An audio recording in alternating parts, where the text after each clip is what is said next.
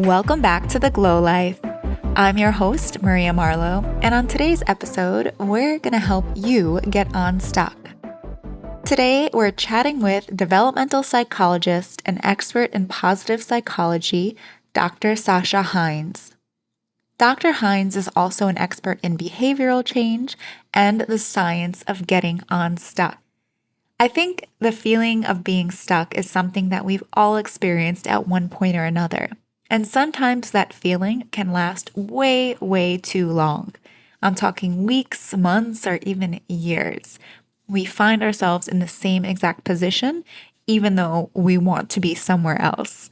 And so today's episode, we're going to address these very feelings and help you break through from those feelings of being stuck and moving towards your goals. I think you'll really enjoy this episode and get a lot out of it. So let's jump right in. Sasha, thanks for being on the show. Oh, I'm so excited to be here. So since a lot of your work focuses on getting unstuck, I thought that would be a great place to start, especially since I feel like a lot of people feel stuck. And I think probably everyone feels stuck at some point in their life. So why do we feel this way and how do we get out of that? Oh boy. Big question. I think that this is like, the big $1 million question is the question about change. And so often I think everyone has experienced this feeling of intending or wanting to change and not feeling able to do it. And this massive, what we call like the intention action gap. And it's so frustrating.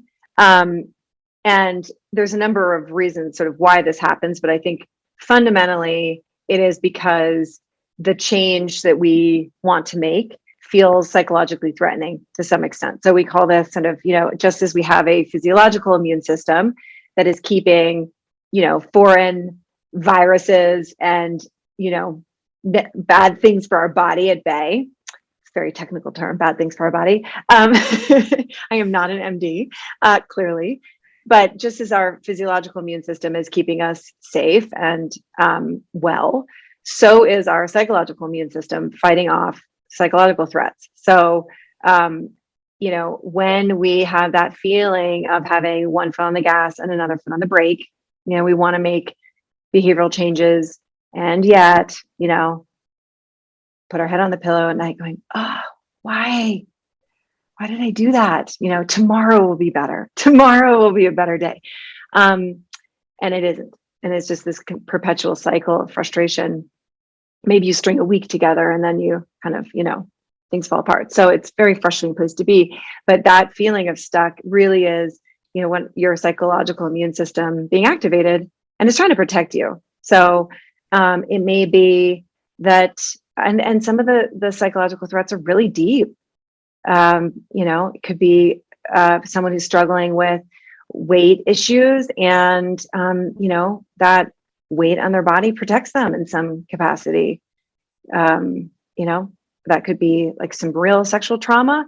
It could be criticisms that they received as kids. And that was, or they felt in some way that their body was dangerous in some way. So it's a way to protect themselves, right? So it could be something like that's pretty deep. It could also be, a fear of, this is just the way our family does it. And if I behave or do something differently, I'm going to be ostracized and I won't be part of the crew and I won't be part of this community. And we are animals, right? We're pack animals. We need to be in community. So that can be a massive threat to people, the loss of potential relationships. You see that with like, behavioral change around drinking. Like, I won't be fun. No one will want to hang out with me.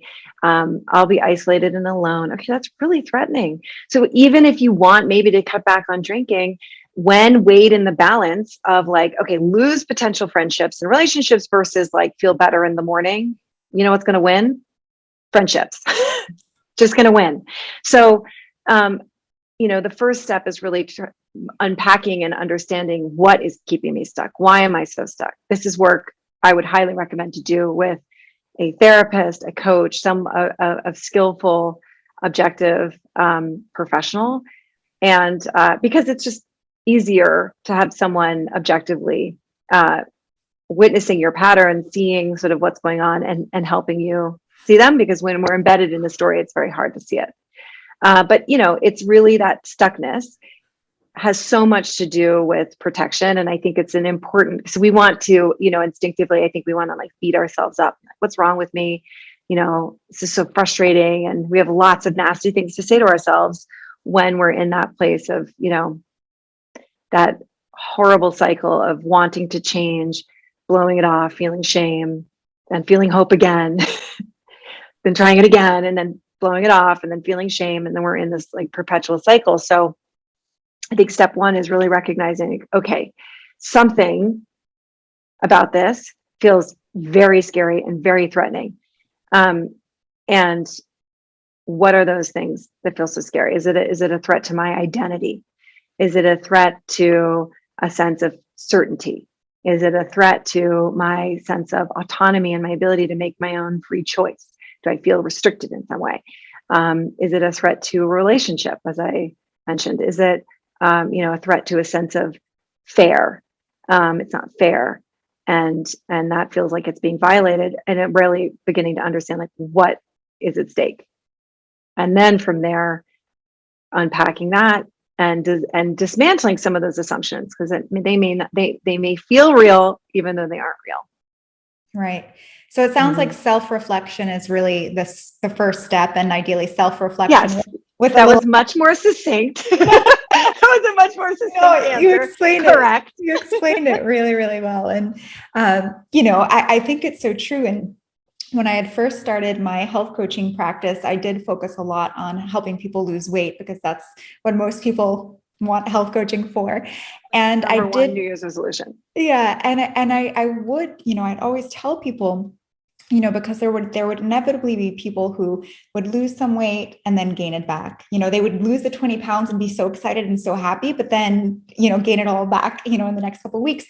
And it usually had something to do with, some fear of who they're becoming, right? Or they had this certain image of themselves as this type of person. I'm like, the overweight funny girl, or, it was so tied to their identity that once they thought they were becoming the opposite, they didn't want to do it. Right. So they would kind of go back and forth. So definitely that's. Yeah. I was working with a client who had autoimmune stuff, and she was she was working with a naturopath, and the recommendation was to do an elimination protocol and work through that. Now it's like, okay, restricting different foods is not necessarily the most fun thing in the world. But if you're in enough pain and the symptoms are bad enough, to be honest, you're like, I'll do anything to feel better. But what was so fascinating was really when we sort of peeled back the layers, what was really holding her back was the identity of, I don't want to be that girl.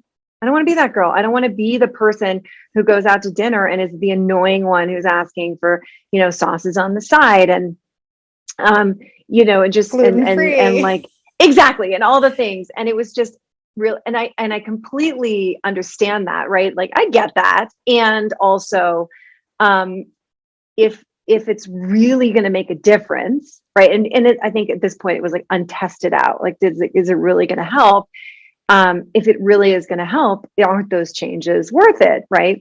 Like, we're willing to be that girl. What does that girl mean, right? It's just a silly thing. The people that love her and care about her want her to feel better and to be healthy and happy, right? So, but it's that was a very, it was interesting that really at the end of the day, that resistance was like, she had so much kind of, she identified so much about being someone who was like, ugh, I'm not like those annoying, high maintenance, women.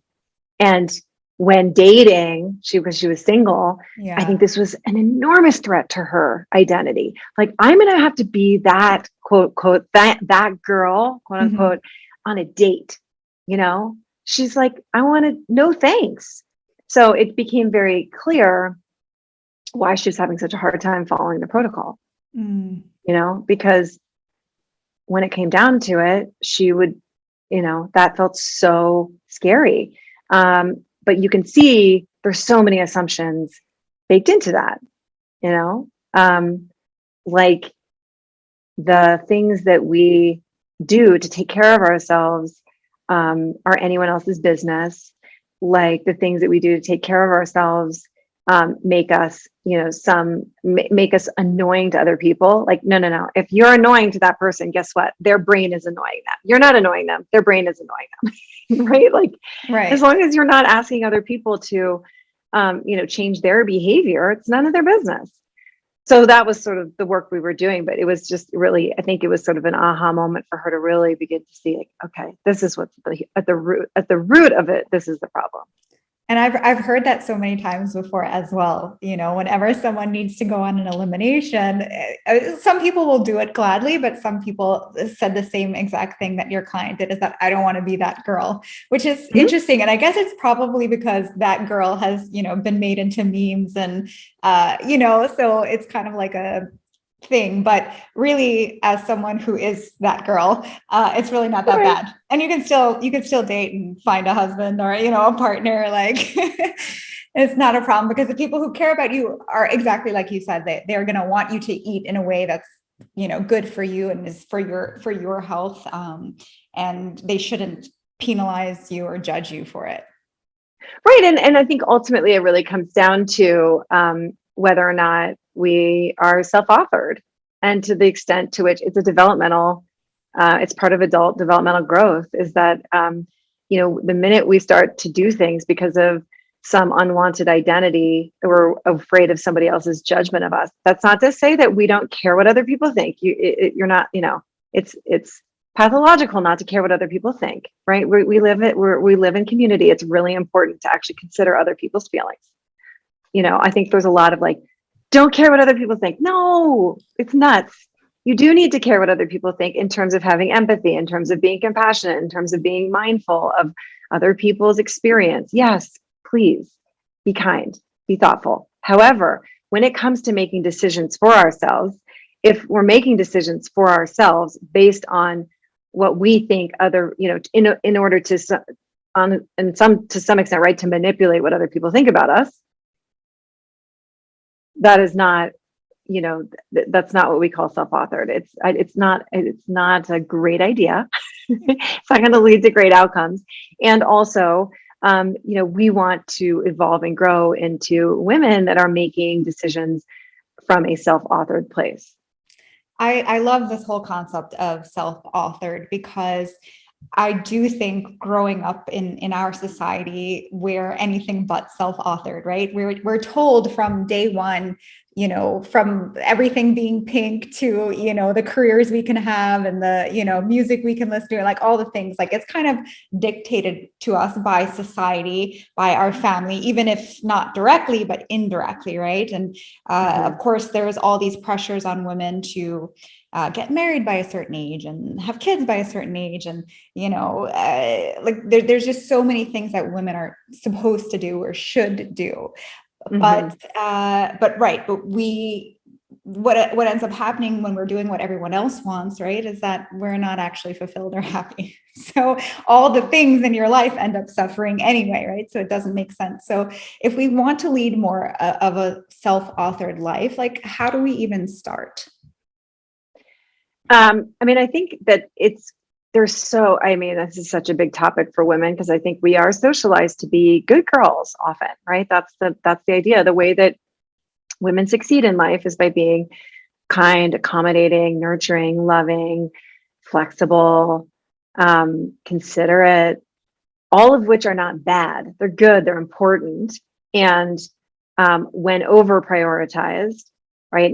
When there are no boundaries involved, when, where the line between me and you is murky, right? Like we're responsible for other people's feelings and how they show up, which we're not. But when we're raised to believe that, I think the messaging is pervasive and deep. So I think for so many women, there is this sort of unraveling or dismantling to some extent of that good girl conditioning that needs to, that's part of, I think, our growth of being willing to inconvenience people. You know what? Going after big dreams, you know what that's going to do? It's going to inconvenience people. It is. Whether that means that you may not be available to go out to the fun party because you're training for something, or you might be working longer hours because you're going after something that you really care about, or whatever the thing is. It's going to hurt. Most likely, if you're going after a big enough dream, it's going to be inconvenient to somebody else who maybe wants your time and wants your energy and wants your attention. So if we're not clear on, where we end and someone else begins, then that can get really difficult. And I think it's extremely difficult for, women, moms, especially with kids. I think I think women feel far more, and I would say definitely there's a gender difference here, feel far more than men, this responsibility to others. Like, my time is not my own. My time it doesn't belong to me anymore. And so there's a tendency to sort of put ourselves on the back burner. And I think that's a tragedy for so many women. Like, they get to a stage in life of like, I don't even know how to dream anymore. I've put the lid on my dreams for so long. I don't even know how. I don't even know what I want. I'm so disconnected from my sense of desire because I've told myself for so many years, I'm not allowed to have desire because other people come first. So how the heck do we break out of that cycle? So for someone who's maybe going, oh my gosh, I'm in this position right now, how do you even start to peel back the layers and go in the other direction? So I work it's a great question. I think this is really deep stuff. And it's brave work for people to be willing to, open the hood and kind of look inside and go like, okay, what's really going on here? Because it can feel threatening. It can feel scary. Like, oh my gosh, is my life going to fall apart? And it can feel really overwhelming. But I work with clients. I talk a lot about what I call a big bodacious goal, setting a really massive, impossible goal. Not impossible, capital I, like it's impossible for you, but it seems impossible to you, like something that you tell yourself is impossible. To set a goal that's big enough and challenging enough. The research on goal setting is really that, we want to set challenging goals, challenging and specific. They have to be challenging and specific. If they're not challenging and specific, they're what we call a low goal. And it's better just to set no goal than low goals. If they're vague and if they're kind of meh, not that compelling, don't even bother. Because you're going to blow it off, and then you're going to reiterate the narrative that you blow things off and you give up. Don't do that. So we work a lot on setting these sort of big bodacious goals. I think what's so interesting is that I think often women get really intimidated by this idea of, there may be goal setting is perhaps more of a masculine framework, the way that we talk about it in adult development and also in sort of self-help world. This idea of like, we're going to conquer the mountain, we're going to reach the mountaintop. Maybe that's a bit more masculine. And I think sometimes I think my clients feel a little overwhelmed by this. Like, oh my gosh, I don't even have time. Like, are you kidding me? I am, racing to get everybody ready in the morning and I barely have time for myself. Are you serious? You want me to set a big challenging goal? Like, no, thanks. So I think sometimes that can feel a little intimidating. So the way that I've been talking about it more recently is it's really about storytelling. If you think about yourself as the heroine of your story, which indeed you're the heroine. And the heroine has overcome so many things already.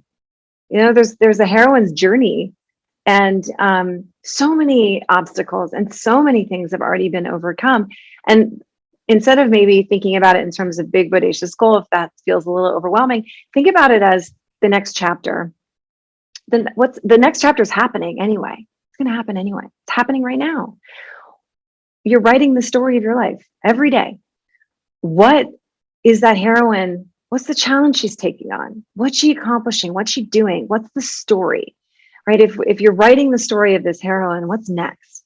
And maybe that feels a little less intimidating. Like, it doesn't have to be some like, I ran a marathon or something that's I mean, who came up with these goals? Like, you get to be the author of what you want to go after. But maybe that framework of thinking about yourself as a storyteller and your life is your story. What's next for this heroine? If you were watching your life as unfolding in the movie theater, so you're the heroine, you're watching the movie, what would be the next thing that's happening to this heroine that you would be cheering her on? You'd be like, yes, the thing that you really want for this person. What's the twist? That's how I think about setting a big goal. And that might be, it could be anything. It could be some kind of lifestyle change. It could be changing careers. It could be taking a break. It could be many different things, going on an adventure, challenging oneself in a new way, deepening different relationships. It could be whatever you want it to be. I love the idea of putting yourself in the story, because I think it also helps people tap into their creativity a little bit more. I think a lot of people, especially as we get older, think they're not creative, or you're stuck in the confines of the present. So I've been doing a lot of future self work now, and they talk about how you think that like whatever is happening right now, you tend to think like that's how it's always going to be, or that's what your abilities are, is whatever you're able to do right now. But that's not the truth, right? Because we can look into the past and see, 10 years ago, you were a completely different person with completely different abilities and thoughts and dreams and goals. So we're constantly changing. So I love this idea of making yourself the heroine of the story, so you can really create and think about, what is that future self you want to create? And then obviously your thoughts can help you take the actions that you need to actually get there. Yeah. I mean, Daniel Gilbert has some interesting research. And I think exactly what you're saying, which is we overestimate how much we can accomplish in the short term, but we profoundly underestimate the amount of change that we're going to have in our life over the next decade. We are, look back on who you were 10 years ago. I mean, profoundly different person, profoundly. Who's the you in 10 years from now? Who's the you 20 years from now? A wildly different version of you, right? So when we are involved in that growth, when we're intent, when that growth is deliberate and we're sort of in the driver's seat of it, not just the passenger, it can be a really exciting journey to be on. So for any perfectionists out there or people pleasers, like what do you want them to know? Well, I think what's so interesting is that because of this sort of what I'm calling the good girl conditioning, I think that perfectionism and people pleasing is like now, people are like, oh, I'm a people pleaser, I'm a perfectionist. But the secret truth is like, but I kind of think it's a good thing. Like deep down, they're like, but I'm a good person. I'm a hard worker. I want things to be done well. I think that there's an aspect of sort of there's a little bit of like, it's noble. There's a noble struggle there. And I think when you begin to see it from a developmentalist, through the lens of adult development, you begin to see, okay, well, people pleasing and perfectionism is really about having an external orientation. So you are defining yourself and your value and your worth based on other people's judgments of you. And it's not a bad thing. Everyone needs to go through this developmental period. This is an important developmental stage, just like concentric rings of a tree, right? You were evolving into more sophisticated mindsets and sophisticated developmental stages, but we need to traverse and go beyond this one, a socialized mindset. So when you're thinking about I'm a people pleaser, I'm a perfectionist, and I think we all can relate to this, recognizing it's not necessarily like a bad thing, but it's pretty immature, right? It's not the most sophisticated way to think. It's really looking to other people to define oneself, that they are the authors of the dictionary that defines you. So you have to run around like crazy trying to get other people's approval so that you can feel good about you. When we become and move beyond that sort of socialized mindset into a more self-authored mindset, we are shifting that locus of control to us. So instead of someone else's opinion of us defining who we are, we're taking more ownership of like, no, even if they have that opinion of me, I get to define who I am. I decide how I want to show up. And the behaviors that you're doing from a socialized place versus the self-authored place may look pretty similar. You still might want to show up for your friends. You still might want to go to those cocktail parties or support someone else or offer to help someone move or whatever the things that you were doing before, or being detail-oriented about work. You may decide that that's still who you are, but you're not deciding it because like, oh my gosh, if I'm not this person, they're not going to like me. If I'm not this person, they're going to be disappointed in me. No, the reason you're doing it is because it's in alignment with your own values. Like, this is how I like to show up. This is me at my best. And so it's coming from a place of, what we call self-authorship. And then there's no resentment, right? There's not this sort of like mountain of resentment. You've got a problem with people pleasing and perfectionism if you have an enormous amount of resentment. It's so true. Whenever, like, I've definitely gotten a lot better at saying no to things because I do know if I say yes to something and I don't want to do it, the resentment just builds up and it's not great for either party. So saying no is really the most empowering. Like it's just like a weight is lifted off your shoulders. It feels so good. So building that no muscle is like something really important that I think everyone needs to work on. Yeah. And you might decide, I'm really, really, really available for these 5 people. And that's it. And everyone else gets a no. But these 5 people in my life, if I can, I will. Right? And so you get to make whatever the boundary is, you get to decide what it is. And as I said, that could look very similar to, you can show up doing the same actions, but the motivation to do them is completely different. And it's all about, is it something that's intrinsically motivated, that's coming from internally from you, or is it something that's extrinsically motivated, that we're doing it because of some external motivation? So this brings up an interesting question because I hear this a lot, like even in terms of food, but I'm sure like also just in terms of life, like in the sense that like, I'm not sure, like my body or my mind is telling me one thing, which is maybe not the best thing for me. You know what I mean? It's like a lot of people don't know how to tap into their intuition or don't know what they actually want, or do you know what I'm saying? Like it's maybe because you're just so conditioned by other people's thoughts that you think this is what you want, or you think this is how things should be, but they're not. So I guess, how do you even, start listening to yourself more, start tuning into your intuition? Okay. Well, I think this is challenging because yes, intuition is really important and tapping into your intuition is really important, but we need to set the conditions up to be able to listen, because we have a world that, people like they want to say, oh no, we're hunter gatherers, and they want to like as if we can make some kind of corollary between how we live then and how we live now, or frankly how people lived 300 years ago and now. 300 years ago, there was not a refrigerator full of food, and there was not convenience store down the road with non-perishable food that will last on the shelves for months on end, and food that has been engineered by very sophisticated scientists to be as mouthfeel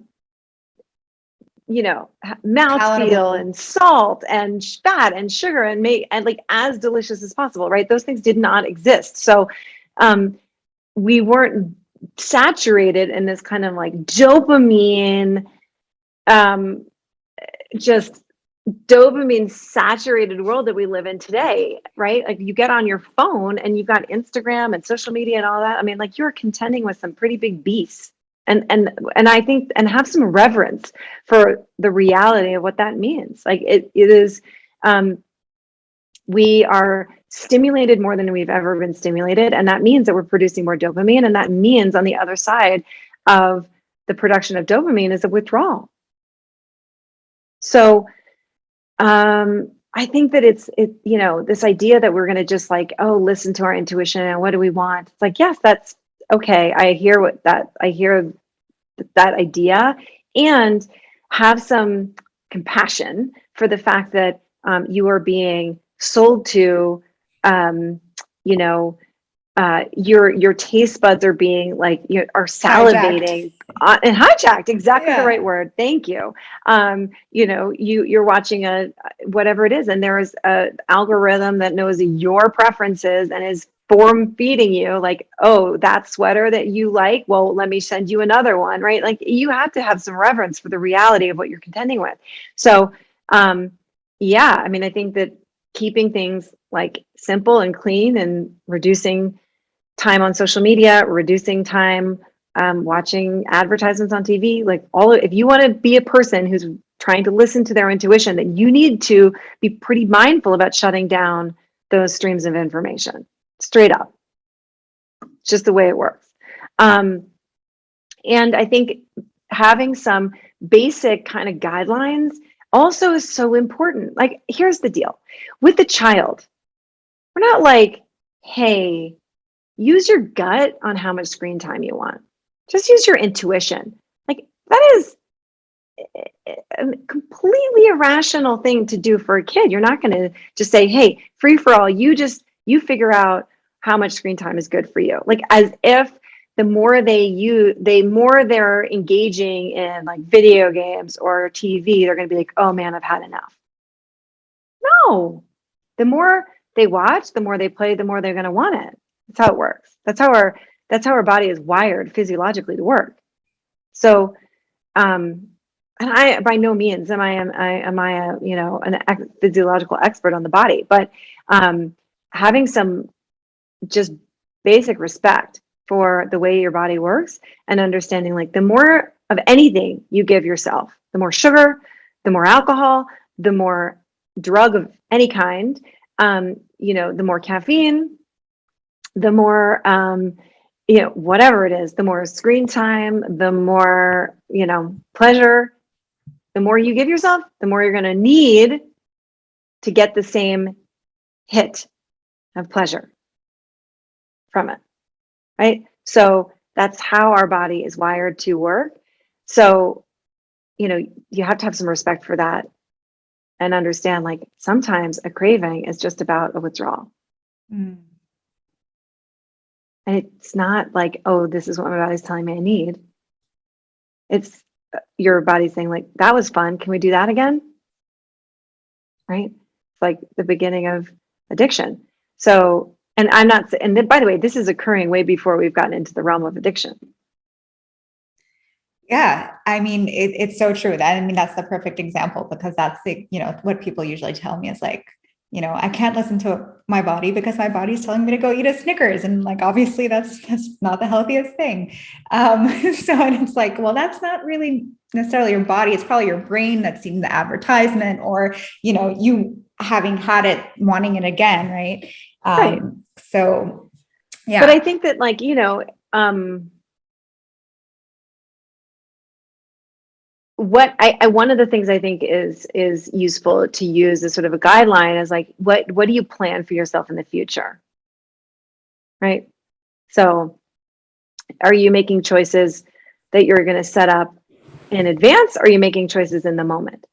Okay, so let me bring it back to the children, because guess what? Everything is so easy when we think about kids. It gets so complicated when we pretend that we're somehow like different, but we're not. We have the same brain. We're wired exactly the same way.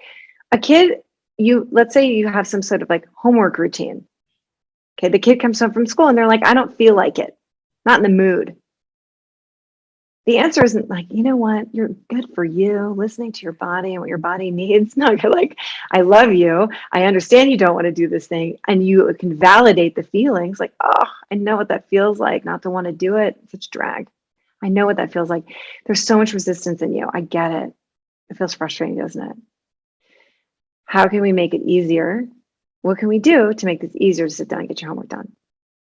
the, the future, you planning for the future when you're using your thinking brain, not your emotional brain, right? We call it like, and with the analogy I use, this is from Jonathan Haidt, but was one of my professors at Penn, but the rider and the elephant, right? So the elephant's your emotional brain, and the rider on the elephant is your thinking brain. And this is your executive function, and your executive function is making decisions about what's the best thing for you in next week. What's the best thing for you to do tomorrow? Because guess what? You have no emotions attached to what's happening next week. You're just thinking like, the best thing for me to do would be to get this thing done or to follow through on these particular behaviors. Okay, but then in the moment, who's in charge? Not your thinking brain. The elephant's in charge. The elephant has to sit down and do the thing. Okay, but when in the moment, the elephant has a 6-ton weight advantage. The rider's not going to be able to control the elephant, not at all. Right? So once we get emotionally activated, like the elephant's like off to the watering hole. Right? That's an urge, that's a craving. That's I want to procrastinate. That's what's happening. Right? So having some respect for the reality that okay, my thinking brain is going to get hijacked for sure. So when we pretend we just, everything, our thoughts are all just for us and in service of us. No, we're an animal. We're an animal. And we want to do what's convenient and feels good and comfortable in the moment. Right? So we have to have some respect for that and recognize okay, what are the kind of protocols I can put in place to be able to mitigate the fact, my emotional elephant, running off. And that might be, you have a 15-minute rule, right? Or I plan in advance and I plan things, and then my only job is to stick what I planned, even if I'm telling myself in the moment I want something different. And I think the litmus test is how often do you regret that after the fact? If you stick to the protocol, how often does one regret it? If you've scheduled your work day and you stick to it, even though it's so uncomfortable, the next day, are you like, you know what? I really regret that. I'm really regretting that. No, you're like, gosh, so proud of me. It was hard, but it made today easier. It made today less stressful. It made today less, anxiety provoking. So this is a complicated situation, but I think that there's a lot of chatter in the social world about, I think that the concept of intuitive eating is tricky because it sort of ignores basic biology. Well, I think it also, in terms of intuitive eating, it's not right for everyone at the present moment. Right. So if you are used to eating things loaded with salt, sugar, and fat, which have hijacked your taste buds, then yeah, it's going to be really hard to do because the only thing they're going to tell you that you need more of is salt, sugar, and fat. However, once you wean your taste buds off of those foods and get used to more of the natural foods, it becomes a little bit easier to kind of tap in. And I do think it also takes tuning into yourself more, which we're not really used to doing because we're always basically tuned out, or we're always just listening to everything else that's going on in the world. And, even eating, we're not paying attention when we're eating, we're just scarfing things down at our desk or watching TV or reading a book, or, we have to be doing something at all times, right? We don't want to waste one precious minute not learning something or not doing something. And so, of course, it becomes really hard to listen and know what's going on. And, or even listen to our symptoms, listen to the things that our body is telling us. Oh, our nails are breaking a lot, or our stomach is gurgling or bloated, or, all these little symptoms and these things that our body is trying to tell us. Usually we're just going, that we don't even realize half these things are happening sometimes. Yeah. And I think the place to be deeply connected to oneself is actually in collecting data. So instead of what's my body intuitively telling me I need right now? It's when we've whatever is happening, whether it's like, whatever the behavior change is, it's actually being able to collect data in real time or after. Like, how did this make me feel? How do I feel now? Do I feel good? Do I not feel good? Like, was that as delicious as I actually thought it was? Like, one of, I think, the most, you know, profound and life-changing exercises for people in this area, sort of like health coaching, can be, what's the favorite thing that someone, like, like they love to eat it, they always want to eat it, and then doing an exercise where they're eating mindfully and actually taking a bite and writing about it and slowly eating it and being very present with it. And I've had clients that would come back to me and say, "Ugh, you've ruined my favorite food." I'm like, "No, I haven't ruined anything, but you actually stayed present and actually were paying attention. And after a couple bites, recognized, like, well, it's actually not that delicious. Like, I have so much mental story associated and attached to this thing, but the thing isn't even like that special or wasn't even that delicious." I'm like, right, but isn't that so good to know? Right? Like, is it hard to sit down to get work done at certain times when you've, like, for my clients who, let's say, are writers and they are procrastinating, having a hard time sitting down and writing? Can we collect data in real time? Like, okay, I'm going to sit down and I'm going to pay attention to, how does this feel? Like, really, once you get into the groove, does it feel so bad? Is it so threatening? What did it feel like afterwards? Did you feel better for the rest of the day? Like, if we can actually pay attention to the present, we're far more equipped to make better decisions in the future. As we're actually making mindful decisions. We're thinking like, that thing that I said I can't live without, like, turns out I can, and it wasn't that awesome, right? Like, that outfit I needed, when it arrived, it wasn't that exciting. I know that those pair of shoes that were going to make me so confident, and I was going to buy those shoes and my life was going to be different and I was going to become a different person and everything was going to seem amazing. Well, you know what? They arrived and I wore them and my life felt exactly the same, right? Okay, if we can actually be mindful and pay attention and collect that data, we're going to be far more equipped to make better decisions going forward, because the next time we want to click buy on that thing, because we're telling ourselves, like, oh yeah, if I just buy this thing, my life is going to be all of a sudden not chaotic and organized, right? This is the story. Like, oh, maybe that's not true. What was the last time that happened? Let me go look in my journal. Did that actually happen when it arrived? Did I feel, when that new planner arrived, did it actually change my life? Probably not. Yeah. And that I love that you mentioned to really measure and record these things, because that's really the only way we're going to change. Because if we keep just going through kind of blindly and mindlessly, you're just going to keep doing it. It's not until we take that time to self-reflect that we realize, oh, maybe I didn't need that, or I don't need to do that, or I don't even like that, Yeah. So, I mean, for me, I like the word mindful more so than I like intuitive, because I think intuitive has this feeling of like, I'm just going to know what the right thing to do is in the moment. I'm like, no, often in the moment, you're going to make probably not a great decision, because in the moment, you're prioritizing your current emotions and you're going to avoid discomfort at all costs, because that's how your brain is wired, right?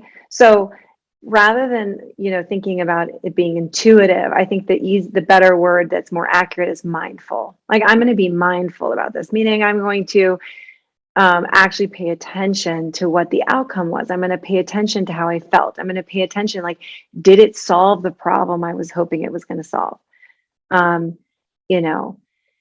And all of the things, and actually being your own social scientist and paying attention to yourself as if you were, studying yourself.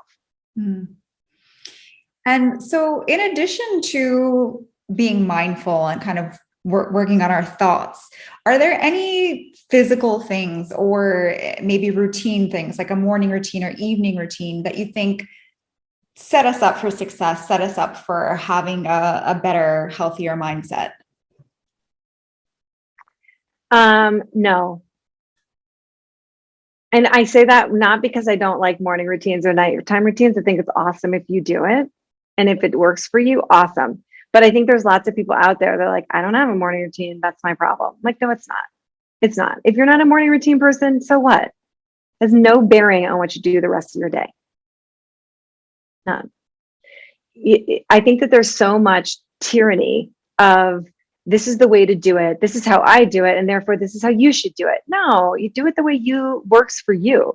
Like someone might have a really crazy morning and they have maybe kids at various schools and they've got to get them all to different places. And then they're feeling this like, oh my gosh, I have to join the 4:30 a.m. club to be able to do my meditation and write in my journal and prep myself for the day. And that might just not work.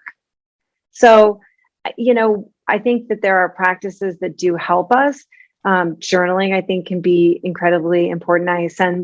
If you're on my newsletter, I send every Monday a question prompt for journaling that I think it's easier to respond to questions than it is just free form, right? But that's doing the work of self-inquiry and paying attention to what's going on. So I don't care whether you do that at noon. I don't care whether you do that, sitting in your car when you've arrived home and you have 5 minutes in your car spa before you walk into your home, or whatever on the subway. It doesn't matter where you do it or what time of day you do it. I think that there's no rules. And I think if doing something first thing in the morning works for people, I think that's great. If having certain rituals at night help to unwind you and relax you before sleep, like I have a vigilant, face care routine at night. And I think so much of why I never miss it is because it's calming and it's all the creams and things smell great, right? So it's sort of my aromatherapy to kind of lull me. It's like my brain signal of like, it's bedtime, the day's over, you get to get into bed. So I never miss it because I love it, right? Whatever those routines are for people, I think, choose what works best for you. And I will point out that all those like 5 a.m. club books, they're written by men. Let's be clear. Okay. So I love the guys, but there's a different degree of what responsibility of what's going on in the morning, often for women than men. So I think that, the idea that we're going to kind of fit to that mold is nonsense. Like if quiet time happens once kids are dropped off at school, great. If quiet time happens at lunchtime at work for 15 minutes, awesome. And what quiet time can mean, just checking in with yourself. And it doesn't even have to be anything grand. It can just be like, how are you today?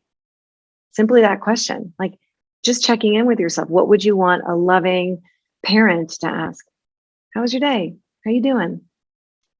Is there anything you need? Like just checking in with yourself. Like that's it. That's all that's required. And I don't care when it happens throughout the day. It could happen as a conversation to yourself on the commute to work. There's no rules around it. I want to liberate women from this kind of, I think, a very kind of male dominated bro culture of self-help and wellness. Like, no, there's no research. That's very refreshing to hear, because I do think you're right. There tends to be one or a few narratives on how things could or should be done. And if it doesn't work for you, it doesn't work for you. That doesn't mean there's something wrong with you. It just means you can figure out another way to do it and get the same result, right? Yeah. And I think, the willingness to experiment and be curious with yourself is the most important thing. Like, not without the sort of harsh judgment of, everything you're doing is, there's like the panel of Russian judges giving you a score. Just a sense of curiosity. Like, did that work? Did that feel good? Like, did this morning feel awesome to me or not? When I, whatever it is, like is this the routine that I'm doing, or the way that I'm eating, or the way that I'm exercising, the way that I sleep, does this feel good to me? And that radical honesty. I mean, I think all change begins the minute we are willing to be radically honest with ourselves. And that is scary. It's scary. It can feel really overwhelming to give ourselves permission to know what we know. So this has been so insightful. I really think our listeners are going to enjoy this episode. Before I let you go, I just want to ask you one last question. If you can leave our listeners with one piece of advice to live a happier and healthier life, what would that be? Lead with compassion and curiosity, always. And change is going to begin with compassion and curiosity. And towards yourself, not with beating yourself. 100%. Yeah. Excellent. Yeah, we got to leave that mean drill sergeant in the dust. Yeah. Well, thank you so much. For more from Dr. Sasha Heinz, you can check out her website and Instagram. I will link them below. And she does have an incredible group coaching program coming up, so I will link to that as well. And thank you so much for being here, Sasha. Oh, such a pleasure. Thank you, Maria.